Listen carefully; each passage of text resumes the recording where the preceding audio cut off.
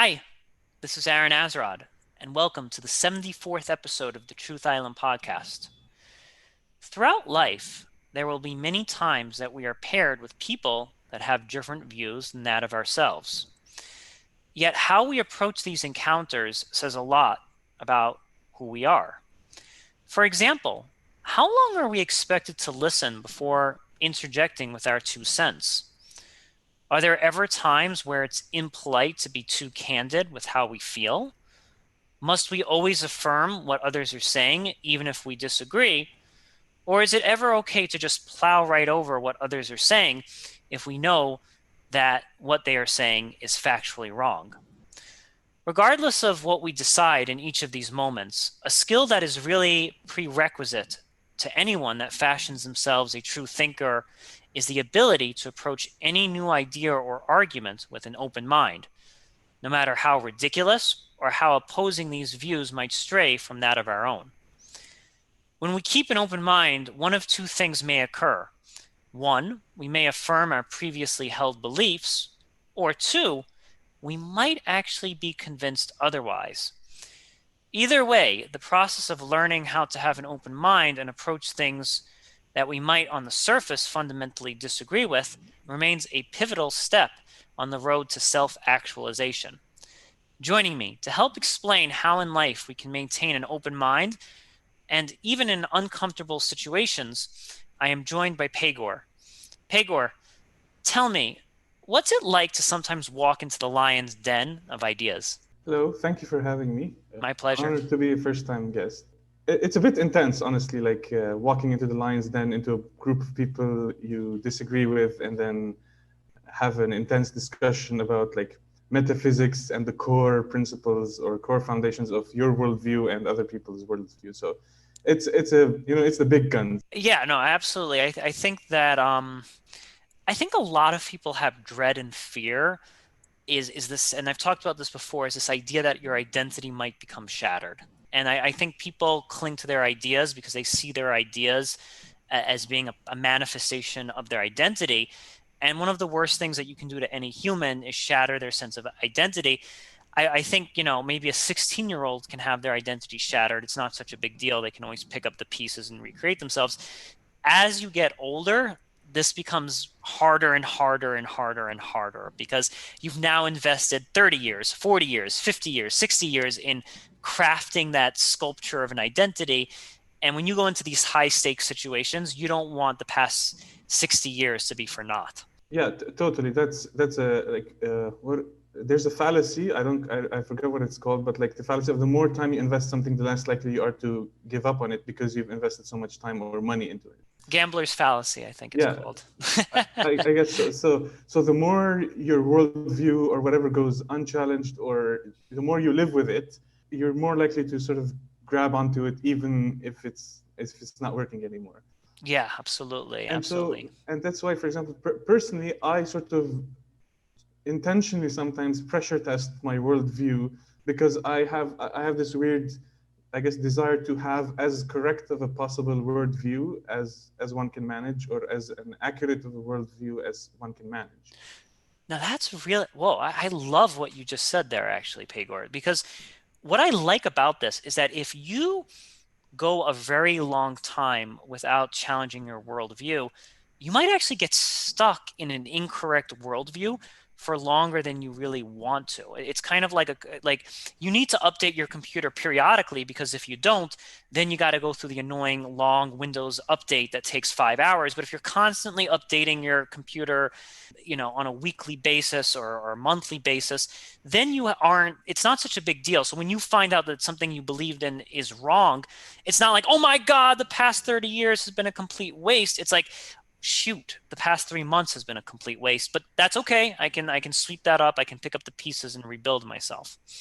Yeah, totally. It's like this translates really well into relationships. Like you can have five small arguments over a 6 month period with your partner, or you can have like one big fight at the end of the 6 months where you then end up like either breaking up or sleeping at your friend's house for a week until things calm down. So I think relationships is the perfect example because it's best that you find out that that's not the one 6 months into the relationship than 20 years into the relationship.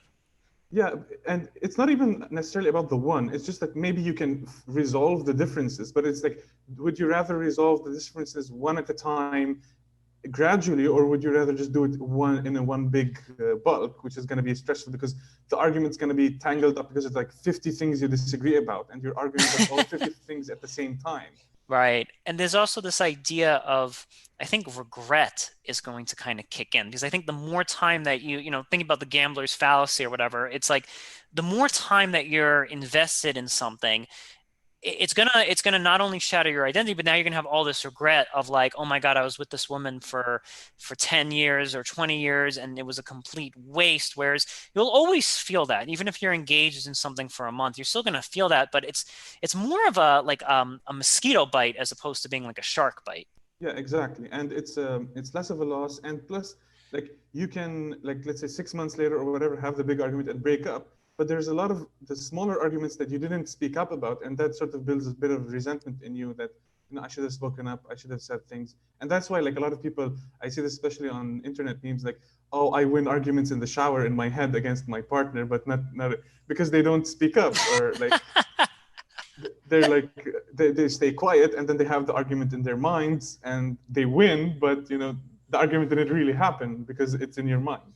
Yeah, yeah. Those like shower tiles aren't doing anything for you. That they're not going to get those shower tiles are not going to give you back years of your life for sure, for sure. Yeah, yeah, exactly. All right, Pegor, continue onward. Like tell me more about your process of like challenging your worldview every so often. Yeah, so I don't know, as I said, I don't know exactly why, but I've always had this desire to have an accurate worldview, or a very pragmatic, let's say, worldview. And so I've always been sort of trying to pressure test and make sure that I don't have any flaws in my worldview. And this sort of process, or like this sort of started maturing when I was in high school. That's when I first sort of came across Sam Harris and some other of the quote unquote four horsemen of the apocalypse, like new atheist types. And so my initial iteration of my worldview was very much based on atheism and like not being religious and like that whole idea. What my particular flavor was that I was against belief, like having any form of belief in my worldview, because I had a very narrow definition of belief, make which is making a truth claim about the universe without any supporting facts. And so I was like, that's my definition of belief. And I want to construct a worldview without any beliefs, because why would you want a worldview with beliefs in it? You know? Seems like Because a nihilistic kind of tunnel that you were going through. I wouldn't say nihilistic. It's just like, I don't know, it's very strict and narrow format. Now, like in hindsight, I can admit that I didn't really put in the time to actually construct like a very meticulous construction of this worldview, but I thought I had things figured out, and things were working well. Yeah, over self-assurance is always a mistake, right? Like if you're too sure about your worldview, it's time to put a few tests, right? To put the Yeah, brakes to the test, so to speak, right? yeah. And the other thing that I failed to do is like, so I had, obviously, before I came into this, I had my own worldview, and then as I was going through like a lot of like Sam Harris's works and other people's works, I developed my worldview, obviously morphed and transformed, but I didn't sort of do like a detailed analysis of my worldview to see if there were actually any beliefs like still smuggled in there. So I just assumed that by listening to all these atheist things, I just automatically purge my worldview of any beliefs. But lo and behold, that was wrong.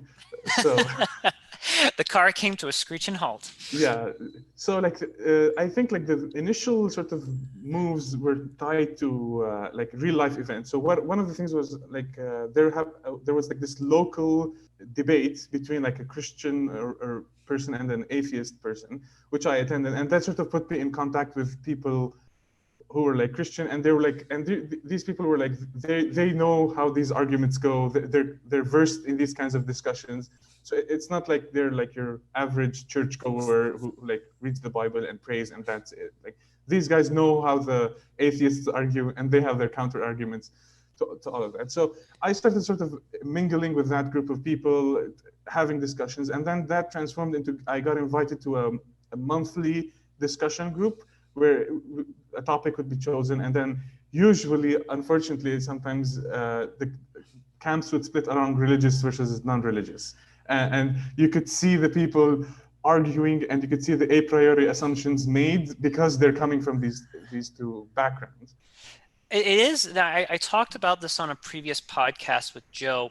It's really nice, though, when the two people are debating are both kind of intellectual heavyweights in their respective field. I think that just right off the bat makes the conversation that much richer because you're not watching like a giant decimate an ant. I think that doesn't really challenge anyone. That just kind of affirms the tribe that's in charge. And I think it's kind of nice that when you've got the best atheist versus the best theologian kind of duking it out, it really actually creates for some spectacular fireworks. Yeah, I totally agree with that. A mismatch is not good for either side. Like it just doesn't work. So as I was saying, I was part of these monthly discussion groups where we would have these discussions, and that was an interesting pressure test in general of me just having to defend I guess the a priori assumptions or whatever was sort of pre-built in the foundations of my worldview against these people. I mean, sometimes there'd be like quote unquote friendly fire, like you'd have some of the atheists disagree among themselves, or sometimes the religious people would disagree amongst themselves because so it was a very diverse group. So we had like Christians, Muslims, and even the atheists. They come again like from former Christians or from a Christian background, and former Muslims or from a Muslim background. So there's a whole this like interesting mix going on of like ideas, and then like the triggering point for me where like I realized something's amiss is that so I was listening at that point to Jordan Peterson, which I discovered via Sam Harris. Sure. And one of the key things he says is that what you think, what you say, and how you act should align, ideally. And that if things don't align, all these things don't align, what you do is a better indicator of what you actually sort of value than what you think and what you say, because doing is actually expensive, whereas thinking and saying is inexpensive. I mean, besides the calories you spend in your brain with your neurons, it's not expensive. Whereas doing things means like taking actions, going to places, speaking to certain people, not speaking to other people. And so that stuck with me. And then at some point I realized that although I was thinking and speaking in that I had a worldview devoid of beliefs, or that I was an atheist, but I was in the real world acting as if I did hold certain beliefs. So under Peterson's, if I'm getting this right, so Peterson is prescribing that you need to, like, you can't just in your head say I'm an atheist or I'm a this and that. You have to kind of go out in the world and really interact with people of the same opinion, people of different opinions. Like, you have to put your beliefs to some kind of action and really see if they it's like I kind of want to use like a martial arts analogy here. There are some martial arts where you just like use a punching bag or whatever, and like you have, everyone feels like they're Bruce Lee, right? But when you're against a punching bag, the punching bag doesn't hit back. But then when you're against like MMA, that guy's he's gonna punch you back. He's gonna take you down to the ground. That's how you know if your martial art is like a legit one, or if you're just like punching into the air. And I think that's kind of what Peterson's saying here, is that you need to take your belief system and not just have them like dance in your head. You need to actually go out in the world and see if they hold muster. In this specific idea of like the three things aligning, I don't think that's the point. The point is not to hold any contradictions, Okay. So like again, sort of to revert back to relationships, you can tell your partner you'll do the laundry and then not do the laundry. And so which is true? The thing that you said or the thing that you didn't do? And so his argument is that the thing that you didn't do is more true than the thing you said, because in this case, not doing is free, but like motive behavior, embodied behavior is genuinely expensive. So like if you're, I don't know, like if you believe that you can cross any street without getting hit, you can say that you believe that, you can think that you believe that, but if you actually do it, then you really believe it, because there's the actual risk that you might get hit by a car and die. Okay, I think I got you now. So basically what you're saying is that as a young man, you believed that you had no belief at all, but then there was something in your head that said, wait a minute, it's wrong to kill people or something like that. Is that kind of like you had like the belief system said, I have no belief, right? I know that's like a contradiction within itself, but then you're not actually acting. You're not living a lifestyle of doing whatever the hell it is that you want, as long as you don't get caught. Is that what No, it's not. It wasn't strictly tied to morality. So even in my sort of quote unquote belief-free worldview, I did subscribe, or I did agree to certain moral standards that you shouldn't kill, you shouldn't steal. The point for me was that I thought that my worldview was free of beliefs, and therefore whatever I was saying, whatever I was thinking, whatever I was doing in the world was motivated or was driven by this worldview. Was driven by this worldview free of beliefs. But then when I inspected I observed my own behavior, I realized that my behavior was actually motivated by beliefs. Can you give an example of that? Yeah. So the revelation, so to speak, was that I thought that I had no beliefs, but the revelation was that I actually believed in some form of you reap what you sow, do unto others what you have them do unto you, and the idea like this karmic idea of what goes around and what comes around. And the thing that I remember explicitly is that, so like when you're driving at night and you have your high beams on, and then like you see a car approaching, and then you turn your high beams down back to low until you pass that person. Mm-hmm. So I would do that even though the other person wouldn't drop their beam back to low, because my thinking, and I would tell myself, I'm going to keep on dropping from high beam to low beam because I want other people to drop from high beam to low beam if they see me on the road. And so that was like, well, why am I doing that? Like, I have no proof that, what goes around comes around. I have no proof that the universe is set up to operate with this mechanism. But yet I was acting in the world with this, as if this mechanism was true. I see. Okay. So you're still like, and it's happening almost at a subconscious level, right? Like exactly. Okay, got it. So the belief system is there. And so there was this disconnect between what I was thinking and saying and how I was actually behaving in the world. Got it. So when Peterson mentioned that, I was like, and then a while later, I was like, hang on a minute, there's this inconsistency between what I'm doing in the world and what I'm thinking and what I'm saying. And that sort of forced me into a total and complete re-examination of my worldview. So you hear this, you're at this theology versus atheist kind of debate. You hear now Peterson. What happens next? Yeah, so it's at that point where I start watching Peterson. He did a lecture series on the psychological significance of the biblical stories. So again, as part of me, my sort of entering the atheist sort of world, I sort of developed this very negative attitude towards like Holy Scripture, that it's just a bunch of stories and like fairy tales, like Little Red Riding Hood and like the Gingerbread Man, and that there was no value in those scripture, and it's just stories that people read and like to tell themselves. And so the lecture series by Peterson made me realize that, hang on a minute, there's actual value in these texts. So I was like, okay, that's interesting. And then one of the people, the host of this theology versus rationality discussions, if you want to call it, he said, like, why don't you come to a Bible study session that he ran separately? And the thing that honestly, like, he hooked me on this was, so Peterson's biblical lectures were about the book of Genesis, right? And so he was like, why don't you come to the Bible study, and we're going to be starting a new chapter and we'll do Genesis, sort of like in the beginning. Yeah, in the beginning. And so I was like, sure. So I started going. And the other thing, and so just a bit to go a bit back, was that, so as a result of all these discussions and this like revelation that I held the belief, and the discussion with the host himself actually of the debates, what I came to realize was that, or the conclusion, I guess, I came as like, okay, I cannot build a worldview devoid of beliefs.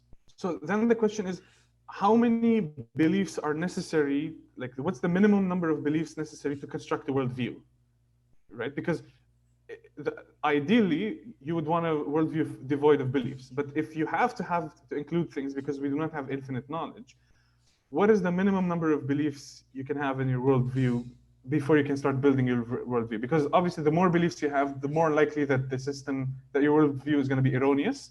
And so if you sort of focus, if you build your worldview on one belief only, I mean, obviously it can still be wrong, but then you just modify or fix that belief, and then everything precipitates from that. And so from my So like I just want to just in case like some of our listeners are having this, what you're saying is really incredibly important but highly abstract. So like one of these views would be like the philosopher Thomas Hobbes, who says people are fundamentally evil. And from his belief in that belief that humans are evil, he believes the only way that we can combat evilness is by having a strong police apparatus, like a strong kind of military-like state to kind of control our behaviors and our negative inclinations. So I just wanted to like throw that out there as an example in case anyone was like yeah, yeah. having difficulty seeing that.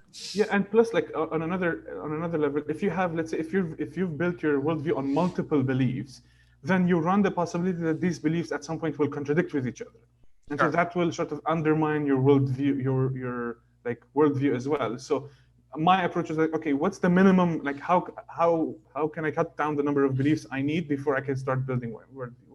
And sort of with my discussions with the host and a couple of other people, I sort of, at least within the Christian context, the conclusion or the idea that I was digested was that if you just make this one belief, which is the belief in God, then everything sort of precipitates on top of it, and you don't really need to sort of import or place any additional beliefs in your foundations of your worldview. So those two things sort of got me going. So, and that's when I started going to the Bible study group. And my idea was like, I would just pretend and not in a malicious sense. Like, it was just like, okay, I'm going to read the Bible. I'm in this Bible study group.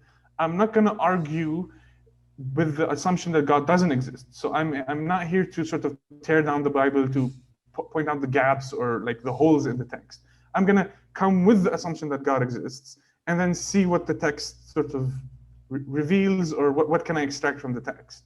So you're kind of having like a fake it until you make it sort of mentality. Like, hey, I'm still an atheist. Hey, I don't believe in God, but I gotta be to some degree pleasant and I gotta be somewhat agreeable in this particular situation. Otherwise, they're gonna kick me out of here, or I'm just not gonna get a whole bunch of it. Like if I sit down here in this Bible study group and then within like 5 minutes I'm like, but if there's no God, blah blah blah, you're not really going to extract anything that these people have to offer you. And I think that's really an important skill, is like, okay, I'm clearly in the lion's den, I'm clearly in an area that is making me feel highly uncomfortable, but I kind of just have to zip it, or I kind of have to just keep these virtue or these value systems that I personally have just kind of on the down low for a moment. And that doesn't mean that you're being a hypocrite and throwing your value structure out into the garbage can. It just means that you're setting them aside momentarily to extract possible knowledge and possible wisdom from an external source. Yeah, exactly. And like, to clarify, I wasn't like doing that sort of just to maintain sort of like social cohesion within the group. As in, I don't want to be kicked out, or I don't want to be thought of as a disrespectful person. I was just doing that because, so my current worldview, I just discovered this massive gaping hole in my current worldview. So I need to correct it. Okay. How am I going to correct it? Well, here's this other worldview over there that seems to be working for some people some of the time, to say the least. And so what I did was like, it's like a hypothetical, like, okay, for argument's sake, like this is like internal dialogue with myself. So for argument's sake, God exists, okay, and then go, or like hypothetically, assuming that God exists, what's going to happen? What precipitates from that? And so now, I have to ask you this one question, Pegor. Sure. If you did not have this like gaping hole, would you have responded to this Bible group in the same open manner? Like, let's just say that you did not have that gaping hole that was inside you. Would you have gone to the Bible group and still behaved yourself and still just kind of kept your belief system on the down low, or do you think you would have acted differently? Again, this is like a failure on my part. I don't think I would have even gone in the first place. Okay. So the reason why I went is because I had this gaping hole in my worldview, and I needed to figure out how to fix it. So it was very much sort of a driven approach, like out of necessity, so to speak. So I would say like I was very content with my worldview for a long time, until I realized that there was this gap in it, or that I had this gap in my worldview. It forced me to change, that forced me to go into this discovery mode and exploration mode. Okay, how do I fix this gaping hole? Like, how do I fill it? This is interesting because I'm wondering if it's even possible for someone to keep an open mind if they don't have a gaping hole. Like, let's just say I'm completely content in my worldview. Do you think it's possible to be completely content in your worldview, but just be such a curious animal that you can't help but explore other worldviews, even if you have full contentment within your own worldview? Yeah, like before that, before like the whole realization, I was still part of the discussion group and all that. But what would happen is, like, I'd go to the discussion group, I'd listen to the people.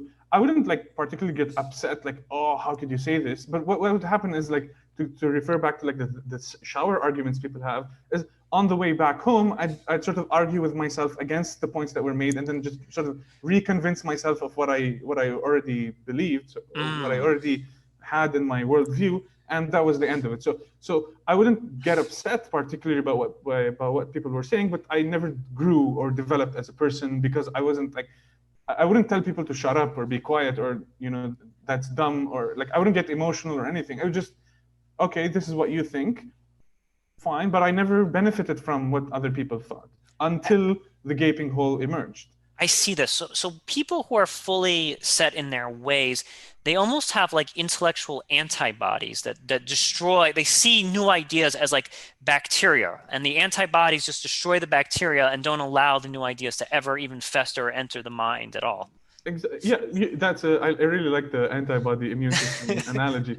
Yeah, so that's what I was doing for quite a while, quite a long time. And like what I noticed was, up until before like the first atheist Christian debate, I wasn't even exposed to like Christians, so to speak, like the Christian in the sense of like people who are willing to have this debate in the real world. I used to watch like, yeah, debates on YouTube, like Sam Harris versus Dr. William Lane Craig or whatever, like these names, but those are just debates on the internet. I never sort of actually sat down with a one-on-one and had the religion versus science, let's say, discussion with anyone until I sort of, this whole thing started happening. So initially it was just, oh, I'm going to go to the debate and sort of root for the atheist side, so to speak, and validate my own worldview. And then Mm. it sort of it stated in that sense, or like I mean, I still had some motivation to sort of improve my worldview, make it stronger, make it better. And so that's why I was like voluntarily going to these discussions and pressure testing them. But Got it. it was never like, okay, I'm going to pay attention to them, maybe they have something important to teach me. It was always, the approach initially was, I'm just going to expose my ideas and then try to develop counter arguments to their arguments so that I could improve, so that I could then next time defeat them in the debate. Got it. So you went into this with your, facial tribal war face paint on, and it just happened to get like rubbed off you. You happened to like lose it, and now you're like, oh, this mask doesn't fit me anymore. Now I have a gaping hole, and now I got to take it a step further and try and basically plug this leak in my conscience in Yeah. some way. All right, let's go ahead and get back. So you're there at the Bible group. You got your open-mindedness. You're going with the presupposition that God exists. Tell me more. I wasn't like that much versed in the Bible. So basically, what I was doing was I was like channeling what Peterson had said in his biblical series to the Bible group, sort of like moving the content from there to the Bible group, and then see their reaction to what had Peterson said. Because to me, what Peterson had said was very, I don't know the word, like it just lit up like light bulbs. It was very like, Illuminated you. yeah, illuminated, like mind blowing. Yeah, it was very mind blowing for me. So I was like, well, what do these people think who are like, it's their thing, so to speak, the Bible, and so that precipitated very interesting discussions, and just like further developing the ideas from the text. And then, so that was the initial phase of like when we were going with Genesis. So then when we were done with Genesis, they moved back to, I forget the name of the chapter, but it was one of those about like crucifixion, the crucifixion of Jesus. Like, and that was completely new territory for me. As in, I mean, I know the story, like in general, like, he got crucified, 3 days later he was resurrected, but I hadn't really particularly read the text word for word. And so what I tried to do was I tried to become the Peterson of the group. So I took whatever I thought he was talking about and tried to apply the same techniques or ideas to this new chapter that we were reading, which was again beneficial, and it was very fruitful for me, and that's sort of where I am right now. I'm still stuck in the sense that I have not replaced. I don't have a new worldview that I'm convinced of. That I'm like, okay, this is it. I'm gonna go with it. But I'm no longer sort of subscribed to the old worldview. So I'm sort of stuck now between worlds. That's okay, and Pegor, I just want to say that's perfectly fine. Here on Truth Island, we kind of believe that everyone is permanently stuck in between worldviews. Like we kind of dip our nachos in all the different salsas, and we sort of see what tastes best, and what Yeah. tastes best on Tuesday may not taste best on Friday, and it's a very confusing life to live, and it's not an easy life. Like I was speaking with someone a few episodes ago that we like life to be on easy algebra mode. We don't like it to be on calculus mode. We like easy predefined worldviews, and it's really really really tough. I think this process has made you have had to come to some inner vulnerability and being like, hey, I don't know. There's a gaping hole within me, and I need to get it filled. And what I also like about you is that some other people make the mistake of like they just go the other pendulum. And we've had these people, oh yeah, I grew up fundamentalist Christian, and then I went to college and I became an atheist. And what I actually like about you is that you're okay in the waiting room. You're content, and you're like, maybe it bothers you to some degree, but what I like is that you're not just throwing your hands up in the air and just subscribing to religion now. You're kind of in the waiting room, and I think that's a good place to be. It's not a terrible place to be. It's a good place to be, and it's like it's good to be a bit cautious before you jump into new landscapes. Yeah, like obviously, like reconstructing or repairing worldview is not going to happen overnight. And I personally, I'd be cautious if someone or whatever like said that like, oh, I found this and then I fixed it in one day. That's like questionable. Yeah, for me, like even like I would say like even from childhood, like I used to go to Sunday school, but again, I wasn't. I think from for most of my life, I was very moderate in like I used to go to Sunday school, but I was never like Christian. Like I don't know like, and when I was like sort of from the Sam Harris group again, I wasn't like advocating or with like abolishing religion and we need to get rid of all these religions. I mean, sometimes I'd have these like fantastic thoughts, but like most of the time it was like, yeah, okay, this is what I think and this is how I'm gonna be in the world, and everyone else can be whatever they want. And and let's say like maybe in the future if I end up becoming a Christian or whatever, I don't think, or I hope that I won't be the kind of Christian who tries to enforce that on other people. So I'm more of a like I even noticed this in other facets of my life. So like I was a Game of Thrones fan, but I wasn't a hardcore Game of Thrones fan, or I'm a Marvel fan, but I'm not a hardcore Marvel fan. Or sometimes I catch myself being a hardcore fan of something, and then I temper myself back down and tell myself that's too much hardcore. So I'm a very cautious or vigilant person. So I try to avoid going really deep into things because That's beautiful, to the point of, actually. let's say, zealousness or Yes, and I think this is a problem. You're up in Canada right now, but here in the States, we have a problem with fervor. We have a lot of political zealots, religious zealots. We have zealots of all different strides and all different forms. And I think the mindset of a zealot, one, it cancels out everything else that's going on around them. It's completely gone. So they have an immune system. They have a wall that is preventing any forms of new information from coming in.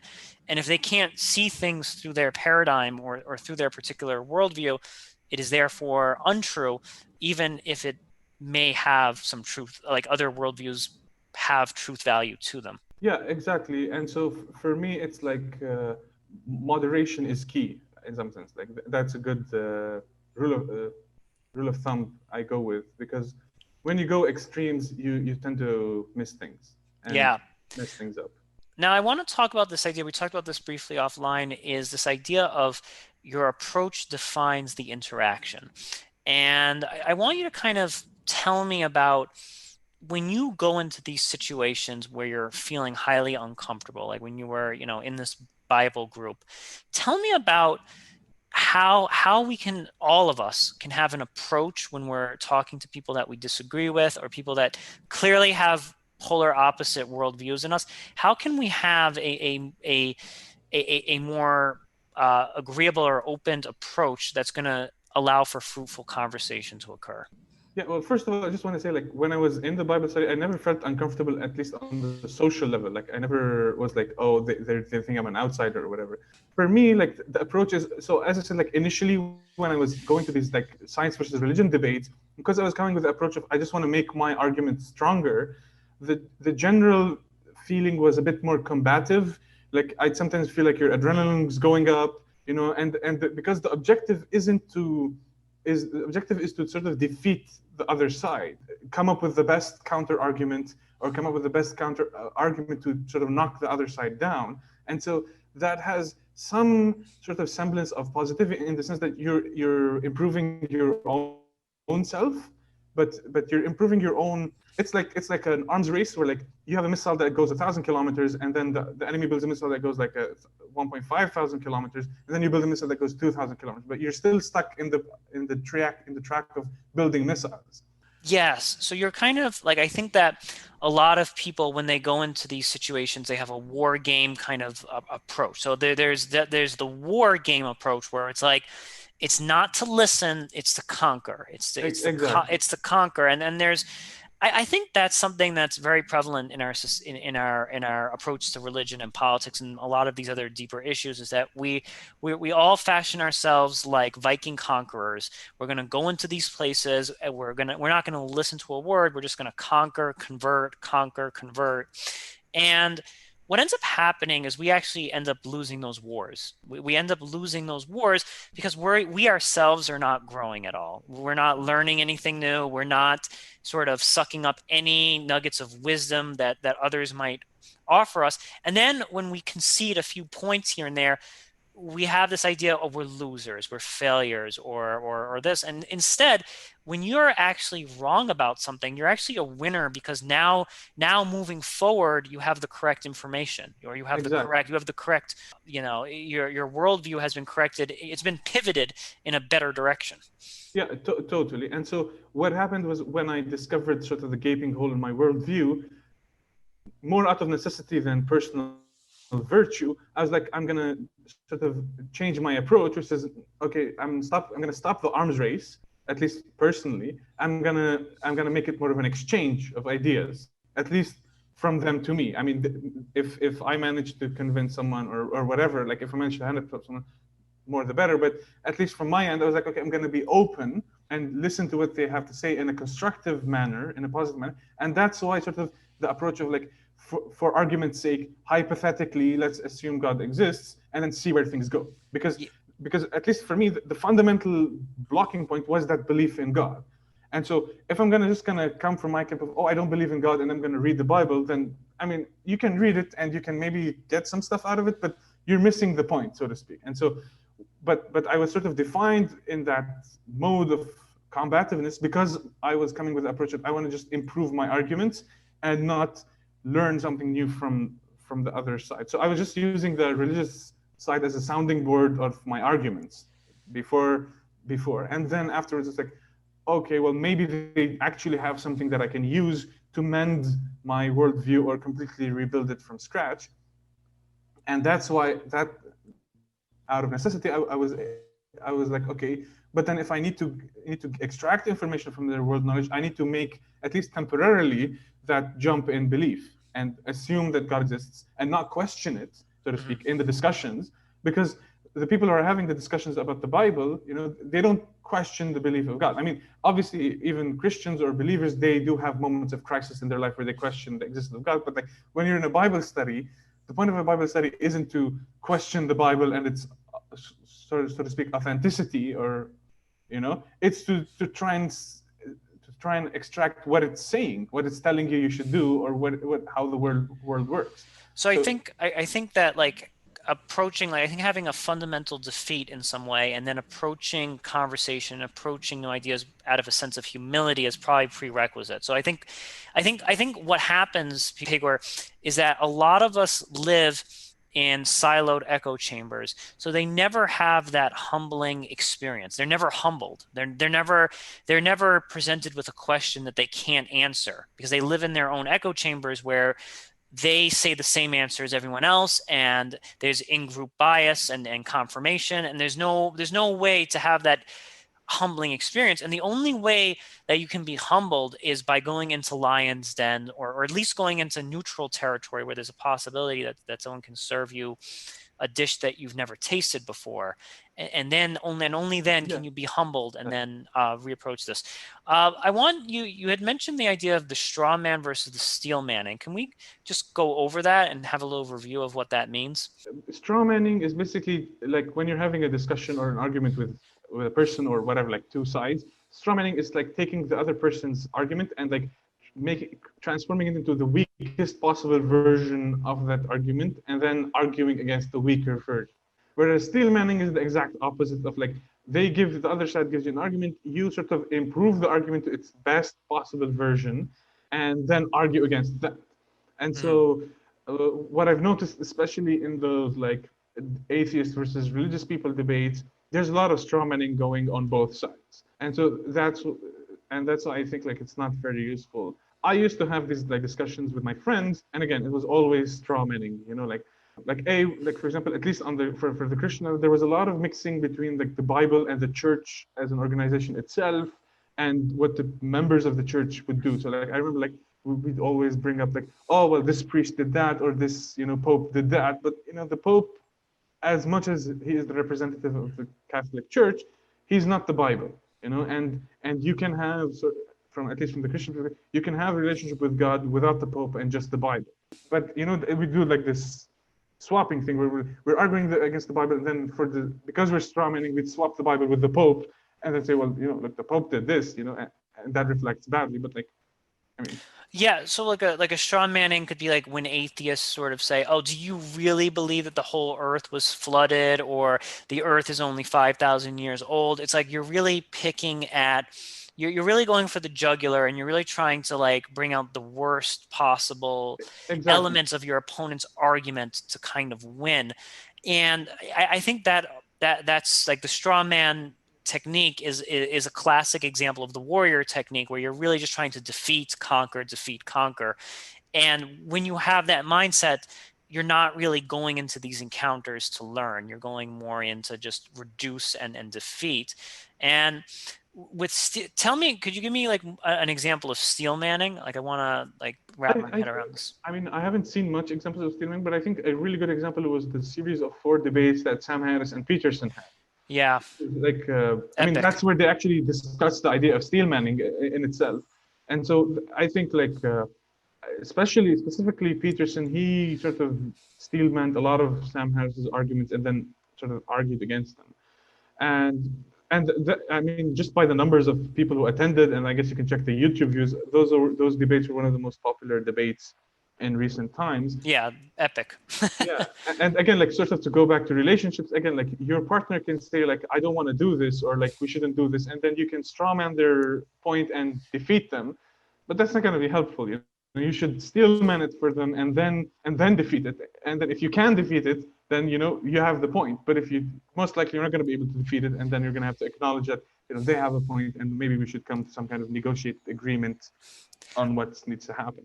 I still I sometimes think that I steel man people, but I do it out of a sense of love in some way, because I'm like, okay, I'll talk to somebody and be like, okay, let's take that idea to its absolute final level, right? And I do that, and I'm not trying to be a jerk when I do this. I'm really trying to see if we take this idea and we apply it. I'll give you an example. Like, let's say somebody says we should abolish the police. Okay, let's make this in the concrete.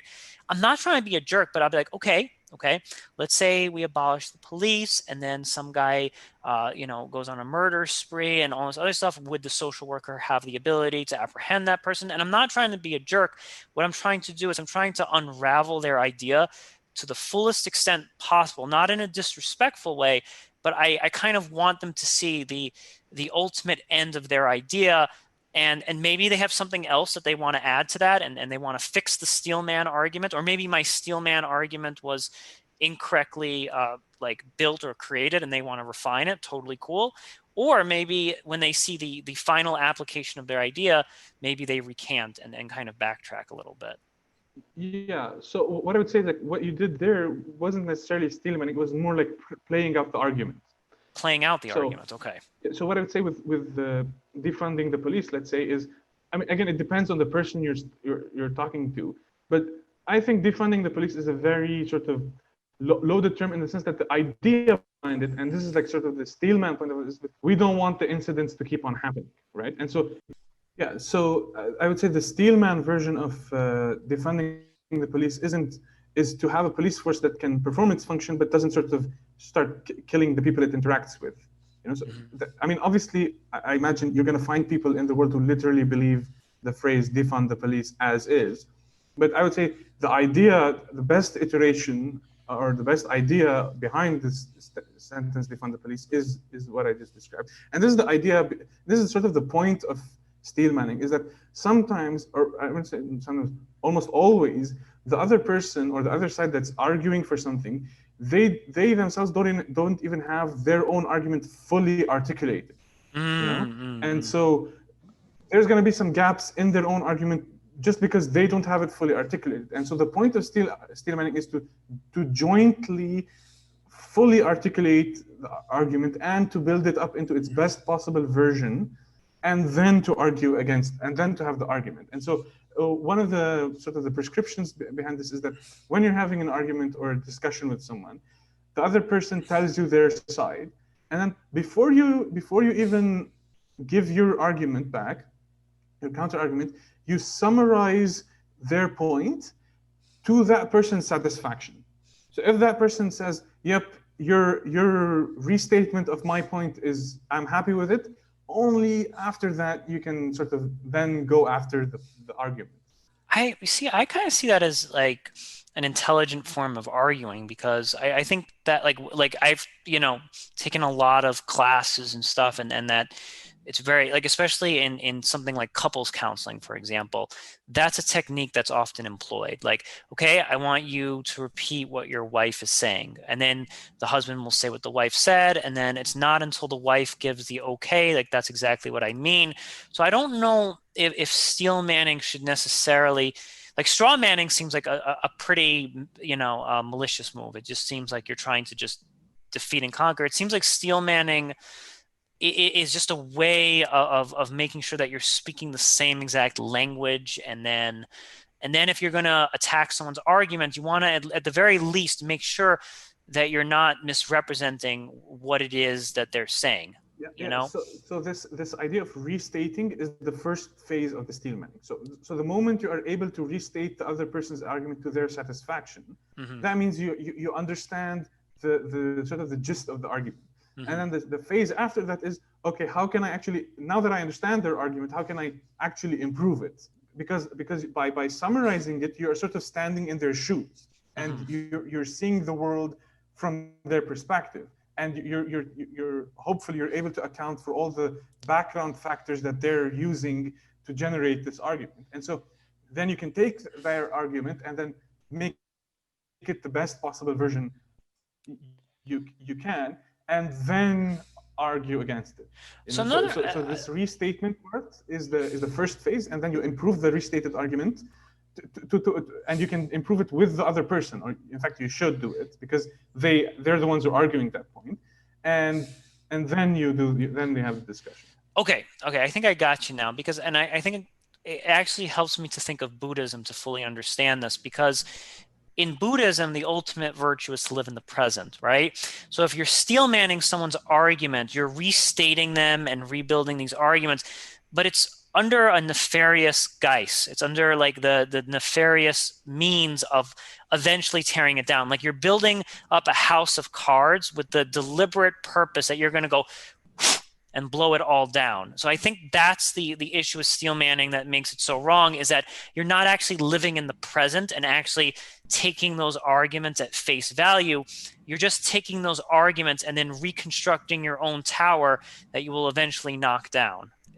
Yeah, I wouldn't agree with that, because so strawmanning is definitely building the house of cards. Yeah. Steelmanning is, I would say, is building a house, an actual house of stone. And the idea is behind this is that if you steelman the other person's argument, and then and your counter argument is still good enough to defeat the argument, then you actually have the point, But if you can't beat the Steelman version of the argument, then you have to concede that they do have a point. And my point, or what I would like to think, is that most of the times, if you Steelman both sides of the argument, neither side wins. And you come to the realization that both sides have a valid point, and then we need to have a discussion and sort of a negotiated agreement on how to move forward. Do you think there's ever such a thing as good faith Steelmanning, where you build up the opponent's argument and then in that process you actually say, whoa, in the process of actually building up my opponent's argument, I actually realize that they're correct.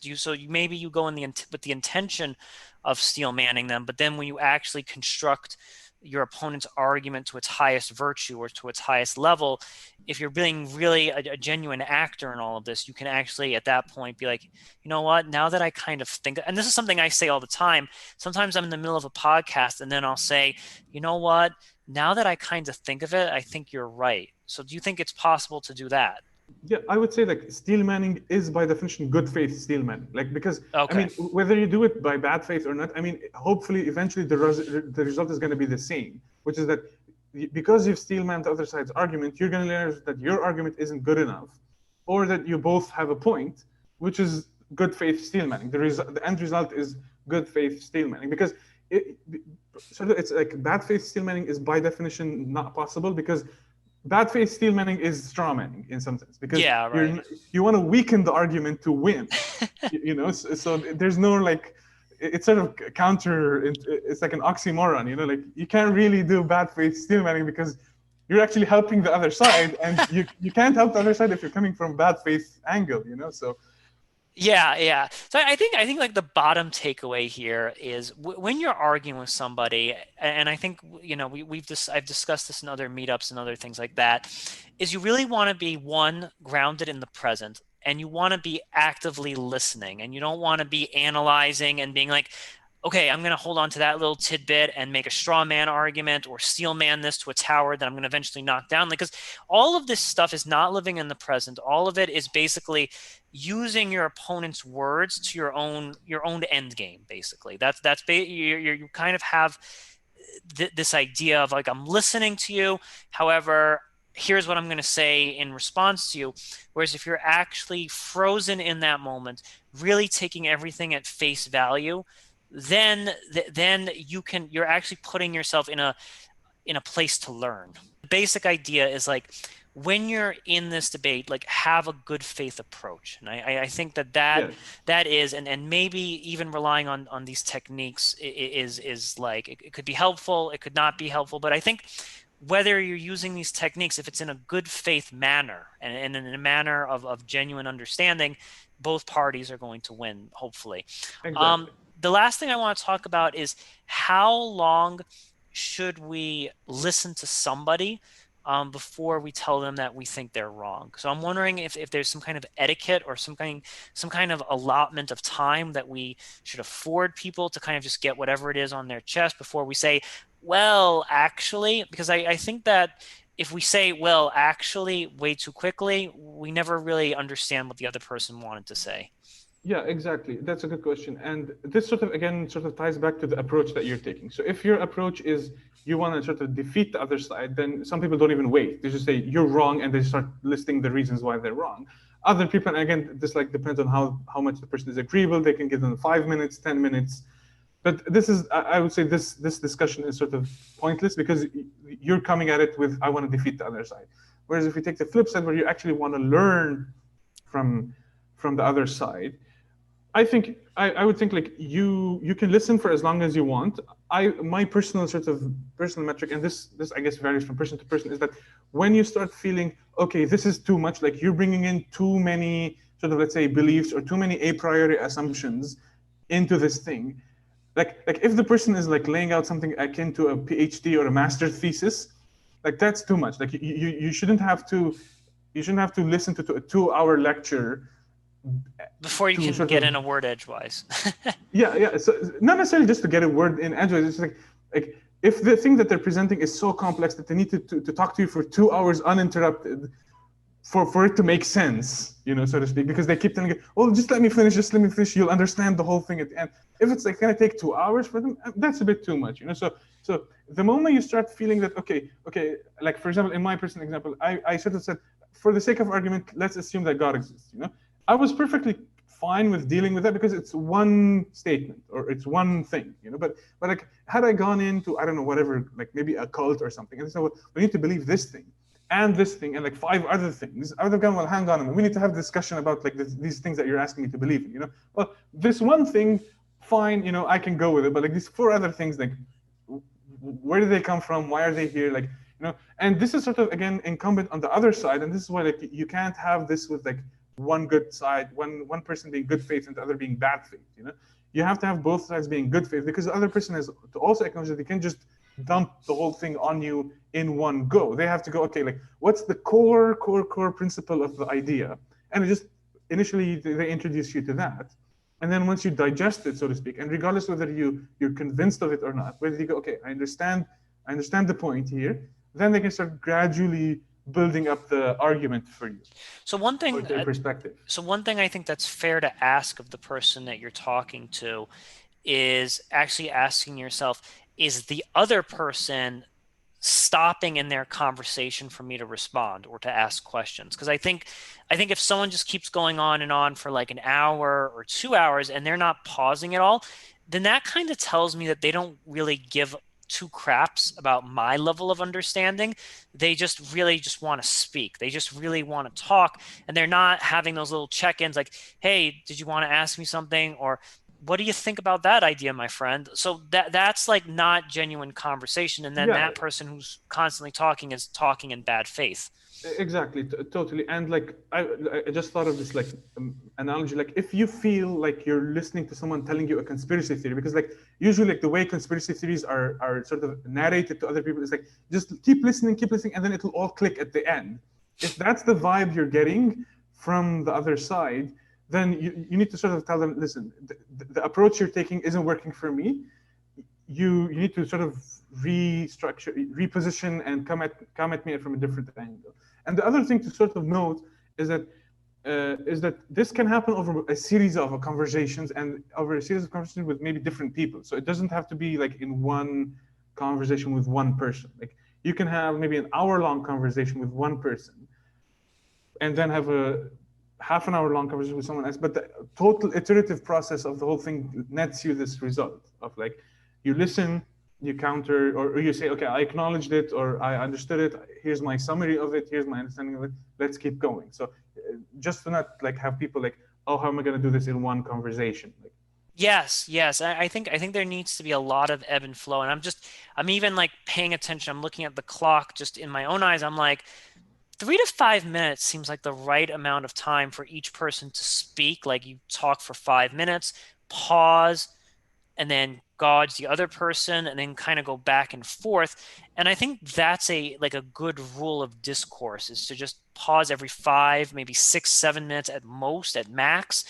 And then you want to make sure that the other person is, one, still following you, two, if they want to kind of rebuke one of your arguments or one of the things that you're saying, you want to give them that space. And I think that's genuine good faith. And I like the example you just used about the conspiracy theory, where it's like, if someone wants you to join a cult or to believe a conspiracy theory, they don't want to give you that time to really ask a lot of questions. Like, the whole goal of what they're trying to, this probably even happens in sales. Like, the salesman just wants to speak at you at 1,000 miles per hour, and they don't actually want to give you that window of opportunity to ask about like, well, geez, it says here in the fine print that they're hoping you don't even see that.